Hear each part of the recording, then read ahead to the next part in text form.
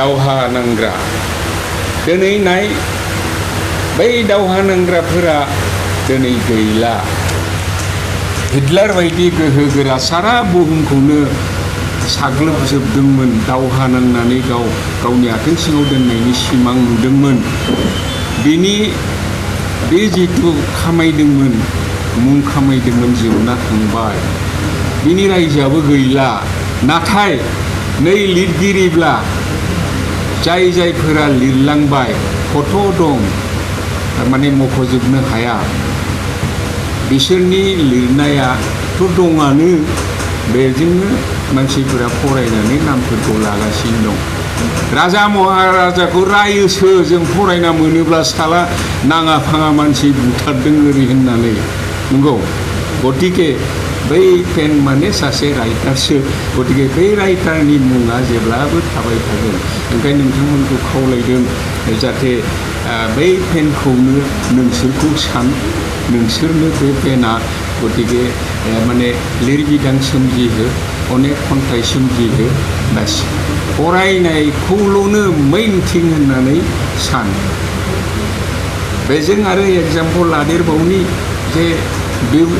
beauty इज patent बेखौ आं थिग लालांदों दै दा बिजिरना होगोन बिउटि इज पटेन्ट बाट मानि इज अमनिपटेन्ट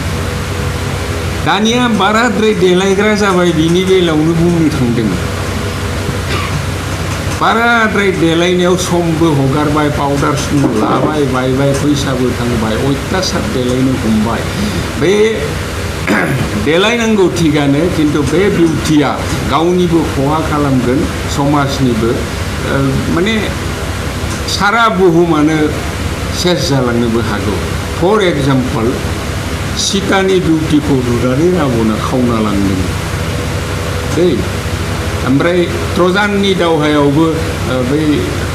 राजाया माने ओइ दाबसे हादोरनि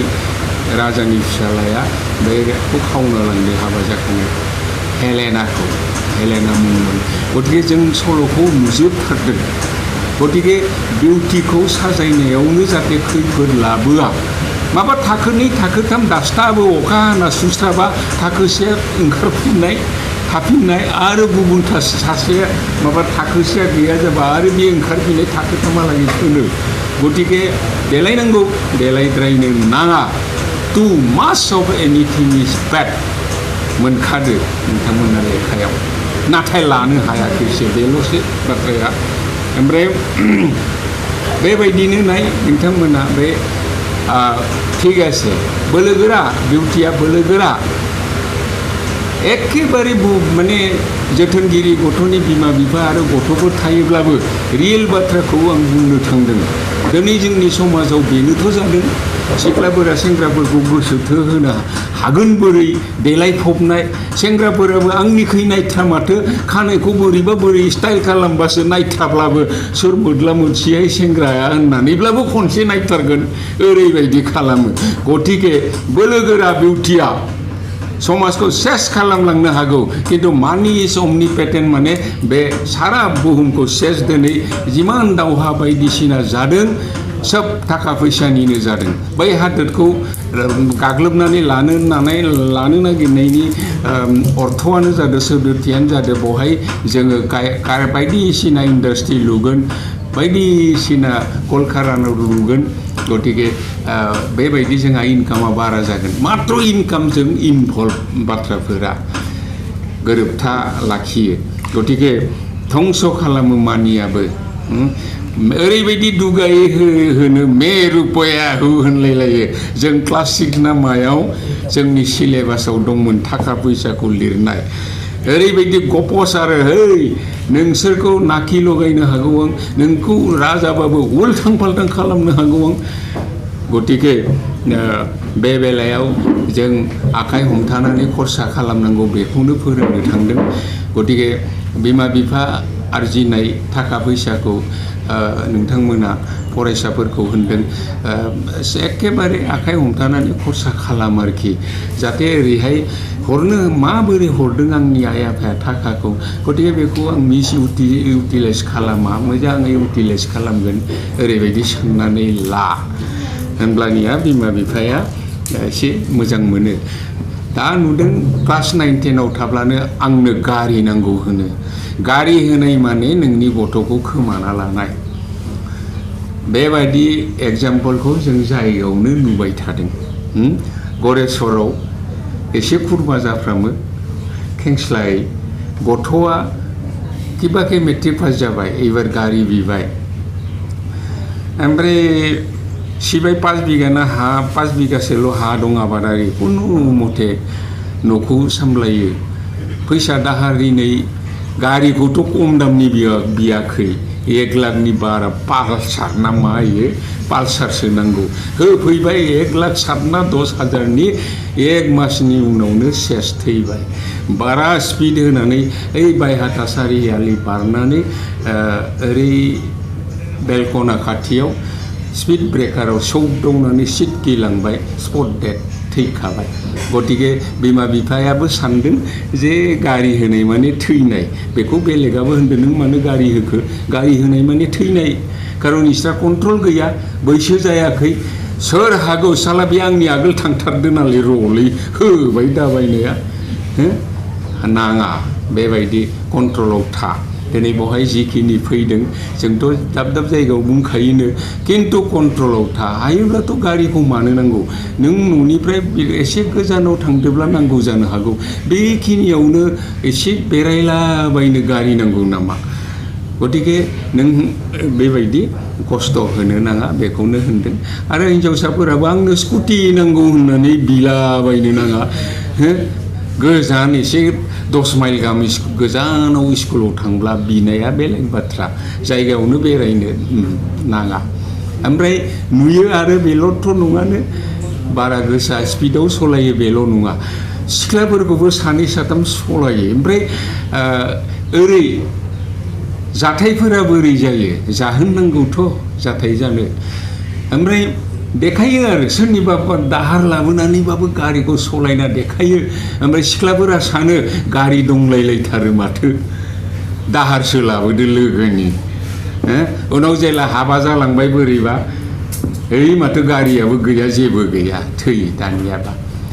बिमा बिफाया मानिबा थाखाय रायोब्लाबो नोंसोर सेन्टिमेन्टेल जानो नाङा दै फरायसाफोरा नोंनि माबा मोनसे नुदों आरो एसे गब्लं नुदों जेनेबा दाय नुदों रायदों टेनसन लानो नाङा माने सुइसाइड जानाय माबा जानाय गाज्रि सिन्ताखौ लाबोथारनो नाङा लाबोयोना अनेकानो ने जों पेपार फरायना बहुद मोनो जोंनि जायगाबो जालाङो बेबायदि लामाखौ लानो नाङा आरो मिथिस्लाबियावनो नंगौ बे थिग जे half life is spend before we know what life is लाइफआ मा बेखौ मिन्थिस्लाबियावनो आधा बैसोआ बारग'लाङो जोंना बे लाइफआ मा हाफ लाइफ इज स्पेन्ड बारलाङो बिफोर वी नो मिथिनायनि आगोल व्हाट लाइफ इज लाइफआ मा बेखौ मिथिनायनि आगोल आधा बैसोआ जोबलाङो नों जुदि 100 बोसोर थांगौमोनबा 50 बोसोरखौ ओरैनो हगार हरो उसाव बादावै खिन्थु दानिफ्रायनो नोंसोरो बे लाइफआ बेसे बेसेन गोनां बेखौ हमना मोनदांनो नाजायो बेबायदि दावगालाङो साक्सेसफुल जाखागोनखा दिनै अबथिरा जुदि मानिबा थाखाय गोमोरलाङो गावनिबो एसे खहा न'खरनि खहा बिमा बिफानि समाजनि हादोरनि बेफोरखौबो गुवारै सानलांनांगोन गतिके अनेक दं दिनै बुंनायनि सुबिदा गैया गासिबो प्रभार्बियेल सेयिंआ नोंसोरजों सोमोन्दो गोनां आलासि बिथाङा बुंगोन अनेक बाथ्रा आं नोंथांमोननि रिजाल्टआव आं गोजोन मोनदों खिन्थु ओरैयाव गोजोन मोना जे जिमान रोंनांगौमोन एसेबां रोङा आं माब्लाबा सुलु लायो आरो डिस्टिंसन मार्क मोननायफोरा बेसे गोरों बेनिफ्राय मार्कफोरखौ माब्लाबा गाव लिरनाय बायदि खायसेया मोना खायसेया गाव मोनगोन बादियै हिसाब गैयै मोनो ओइ आगोलनि सेसनाव बधय 2 बोसोरसो जाबाय बै आगोलनि सेसनाव सासे गथ'खौ सोंबाय आं नों बेसे मोनगोन 20 मार्क्स जिहेतु बनास होनाय दं टिचारनिफ्राय गतिके लगाय लथाय 75सो मोननो हागौ 93 मोनबाय रिजाल्ट ओंखारनायाव बबेनि फैखो बनास मार्कआ बहुत जाबाय दानिया ओंखायनो आं मोजां मोना गथ'आ जेसेबां मोननांगौ बेखौल' होनांगौमोन मा खालामो सरकारा भितर बाथ्राखौ बुंबाय बयबो मिथिनायनि नोंथांमोनाबो बिराद नम्बर मोनदों होननानै गार्जेनाबो एसेबां गोजोननो नाङा एबार 20 मार्क होयोमोन ना एबार 10 खालामबाय ना ससियेल स्टाडिज साइन्स इंलिश बेहाय मेथ्स बे गांब्रैयाव जेबो लिरालासिनो मोननाय सरकारा नायो माथो पार्सेन्टआलाय 50% 55 बा 50 सेबाखौ होनगोन प्रिन्सिपालखौ अध्यक्षखौ उठायना हो 62 65 बानायना हो पार्सेन्टखौ एडुकेशन मिनिस्टारा नाम नागिरो नोंनि दिनाव रिजाल्टआनो हामथ्रा होनना बदनाम मोनगोन ना एबार होबाय आसुआ हमहैदोंमोनलै बेबायदि बनास मार्क धुपथाप होनायखाय बेनिफ्राय एडुकेशन मिनिस्टारा होनहरदों एबार आं 5% होगोन दे एबार 5 होदों बनास मार्क आरो फोरोंगिरि पेपार नायग्राफोरखौबो आं खालि सुलु लानो ओरैनो बुंग्रा नङा आं सुलु लायो नोंसोरनो माबायदि गाइडलाइन फैयो जोंबो मोजां मोना सासे गथ'आ किबाके 12 मोनो 18 बानायबाय सासे टिचारा पेपारखौ नायनानै 12 मोनथारो बियो 18 बानायखाबाय आरो प्रिन्सिपाला थिनबावबाय बेखौ 30 हो पास नङाब्ला गथ'फोरा माने CBS आव थांजोबगोन CBSE कर्सआव थांजोबगोन बेहाय थांजोबब्ला जोंहा गथ'खौनो मोननाय नङा सेबाया बिदिसो जाहैबाय बाथ्राया दिल्लीयाव 100% मोनजोबो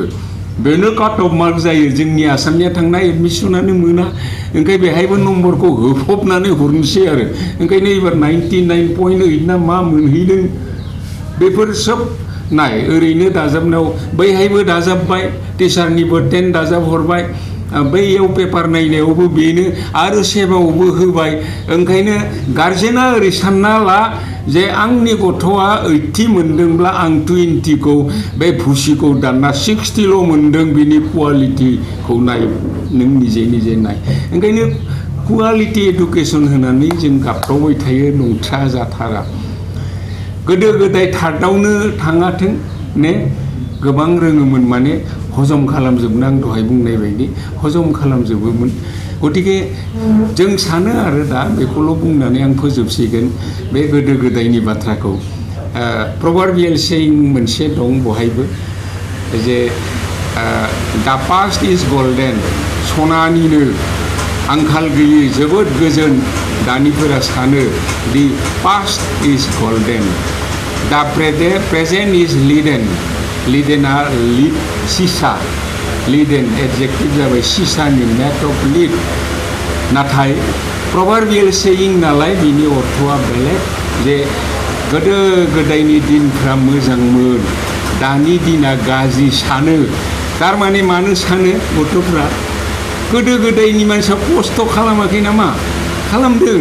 दुखु दाहा गैयामोन नामा दं माखौथ' गोदो गोदायनिया बिराद सुखमोन थारमाने गल्डेन लिरनाया बे जारिमिन लिरगिरिनि राव बियो बिक्रि थांनाय लेखा बिक्रि थांनाय मोजां मोनहोनाय गल्डेन सोरबा सनानि जायो माने जेबो आंखाल गैया जेरैबो सुख गोजोन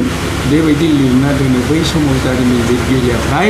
रायजो राजानि बाथ्राखौ लिरामोन आबादनिखौ अति खम लिरोमोन राजानि थिननाय बायदिसो जारिमिनखौ लिरो ओंखायनो गेजेर गेजेर जों खोनायो माने गोरों गोराफोरा आन्दलन खालामनो नाजायो जे जारिमिनखौ लिरफिन जोंनि बर' हारिनि जारिमिनखौबो सोलायनो हानायमोनब्ला निस्सय जों आसोल तथ्य बा इनफरमेसनखौ माने ज' खालामना मोजाङै लिरनो हायो खिन्थु राजाया जि थिनो बेखौसो लिरनांगौब्ला मोजांखौ बाद होबाय सोरखौ बिराद मानसि बुथारदोंबा बेखौ लिरला खारन बेखौ गाज्रि होनगोन ना राजाखौ गतिके जों माब्लाबाबो साननो नाङा गल्डेन नंथ्रामोन जों बायदिनो खस्थ' माने बै गोदो गोदायबोथ' नुवाखै लेखायावसो फरायदों गतिके फरायनानै मोन्दों माथो मोजां लिरथारदों मोजांमोन थारमाने ओरैबायदि सानो दाथ' माथो जोंनिया फरायबाबो फरायग' हाया ओइ दैबाना ओइ कर'ना भाइरास ने खथ' खस्थ' क्लासखौनो खालामनो मोनाखै नोंथांमोना गतिके ना नङा सोब जुगावनो खस्थ' दं खस्थ'आ नेचारेलि फैखायो गतिके नङा माने दि पास इज गल्डेन नङा माब्लाबाबो जाय हक आरो मोनसेल' जों आसलते गिदिर गोलावनि जारिमिन एबा जिउ जारिमिनखौ फराय बाय'ग्राफिखौ फराय बेखौल' आं बुंबाय गतिके दिनै आंखौ सुक्लाय सेरफां दख'रा फरायसा आफादा हामलायनानै नोंथांमोननि सिगाङाव फंनैसो बिबुंथि लाखिनायनि सुबिदा होनायनि थाखाय